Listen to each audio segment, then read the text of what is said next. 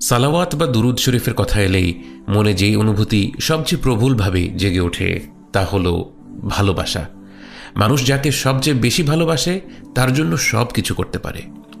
মানুষের ভালোবাসার প্রকাশ যদি আমাদের মুগ্ধ করে তোলে, তাহলে মহান আল্লাহ তাআলার ভালোবাসার প্রকাশ কেমন হতে পারে তা কি ভাবা যায়? নবীজি সাল্লাল্লাহু আলাইহি ওয়াসাল্লাম হলেন আল্লাহ তাআলার সবচেয়ে প্রিয় বান্দা।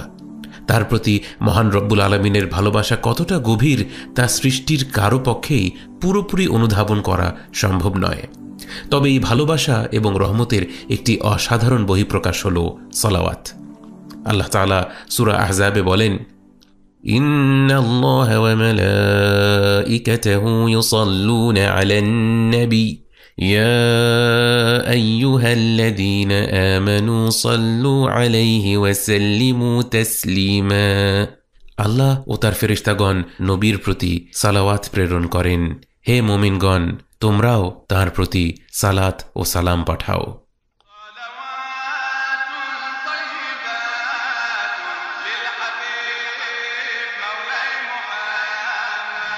নবীজি সাল্লাল্লাহু আলাইহি ওয়াসাল্লামের প্রতি সালাত প্রেরণের মানে কি? ভাষাগতভাবে সালাতের অর্থ দোয়া বা প্রার্থনা। ইসলামে আমরা সালাত